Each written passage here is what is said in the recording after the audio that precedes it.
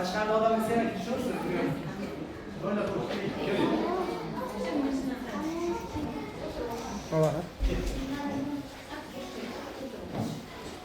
Asosan ota-onalar ekan bu xonada ko'p turibsizlar. Mana shu xonalar bizning super kitobxon loyihamizning sinf xonalari. Jihozlarimiz shulardan iborat. Programmalarimiz bor. Qanaqa qilib diqqatni jamlash kerak, qanday qilib tez kitob o'qish kerak, xotirada qanday saqlanib qolish kerak. Bularni o'rganish bola uchun juda katta yaxshilik beradi. Bolani xotirasi agar mustahkam bo'lsa, uni qolgan ishlari tartibli bo'ladi. Nimani qayerda qo'yganini biladigan, insonga ko'rayotganda, keyin hayotga ham qadamini qayerga qo'yayotganini biladigan bo'ladi.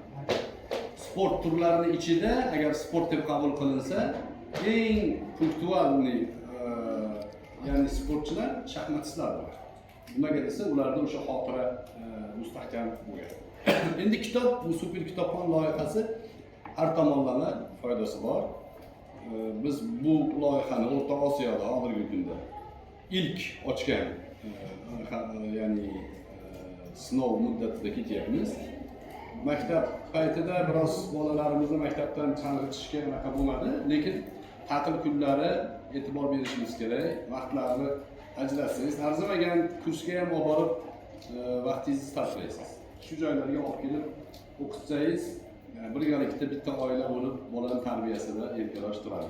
Xolos. Bu savolinglar bo'lsa, taklifinglar, maslahatinglar bo'lsa eshitamiz. Yosh chegaramiz Ondan yuqorisi. Evet.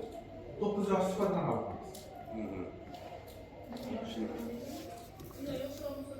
Agar zehni yaxshi bo'lsa, qorini ajratadigan, topib ketadigan bo'lsa, olib kelib ko'rish kerak. Endi tajribaga ko'ra ko'pincha sal yosh bola o'yin qarori bo'ladi-da. Uni boshqa nazoratlarimizni qiynab qo'yish uchun shunaqa qildi shekilli biz. Lekin bu boshlang'ich, hali birinchi joyimiz, hozir boshqa joylardan so'raganlar bor, franšiza qilib balki kengaytiramiz. Ungacha hozircha mana shu vaziyatda shu tempda davom etamiz.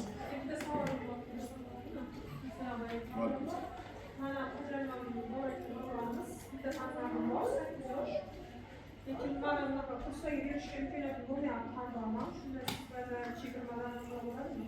Bor, chegirmalar bor. Moliyaviy tomonni kelib gaplashamiz, alohida o'tirib, holatingizni tushuntirasiz, xudo xohlasa. Sharoit imkoniyatimiz bo'lsa, yordam qilamiz. Ustoz, bitta savol. Biz hozir Qozog'istondan keldik. Qozog'istondan qatnashish imkoniyatlari bo'lsa, bizning qishlog'imizda ham Turkiston viloyatida turamiz. Qishlog'imizda ham shunaqa uchirma sentrimiz bor-da.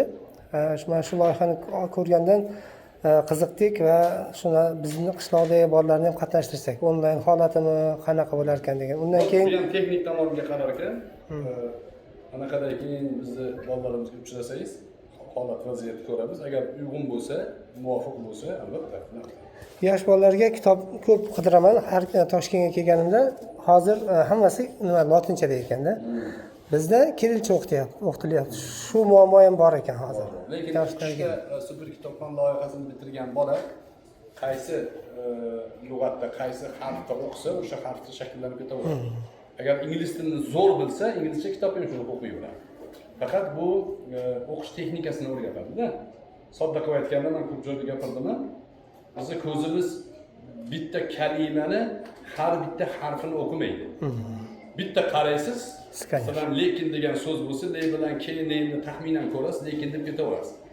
Endi shuni kengaytiriladi-da, ikkita kalimani shunda qaraganda o'qiydigan qiladi. Bu. Keyin yana tajriba ortgandan keyin bir jumlani shunaqa o'qiy olasiz. Keyin bir abzasni shunaqa o'qiy olasiz, keyin bir betni. Shunda betga abzasga qarab o'qib ketaverasiz. Mana hozir bitta betni 2 sekund o'qiyapsiz. Bir betga 2 sekund ko'z yugurtira olasiz, xolos. Ko'z yugurtirib, uni xotirada qoladi. Buning texnikasi bor, bularni o'qitiladi. Mana 2 oylik tajribada ko'rdingiz hozir. 2 oylik tajriba. Hali bu 6 oydan keyin bu bola dunyo rekordi ham bo'lishi mumkin. Mashq etishda. Kirilcha mashg'ulotlar bo'ladi-ya? Bo'ladi, kirilcha ham bo'ladi. Rahmat. Nima? Faqat shu yerda. Hozircha. Onlaynimiz ham bor, onlayn ham bor. Onlaynga bular bilan aloqa chiqamiz. O'shanaqa bo'yicha hozir ko'rib hayron qoldim. Juda ko'p so'zlar o'qiyapmiz, izlanamiz. Endi bizni oldingi sistemada eshitganimiz bo'yicha ilm olish uchun sekin bo'lib o'qib yozib transfer boshqa qilishardi. Endi hozir bu sistemada o'sha tez o'qib ham ilm olsa bo'ladimi? Faqat tez o'qishga keladimi anaqasi? Misol uchun IT berishini ko'rsatishdan maqsad faqatgina o'qib ketmaydi bu bolalar, tushunadi. Xotirasida narigi sekin o'qigandan ko'ra ko'proq narsa qoladi uni xotirasida.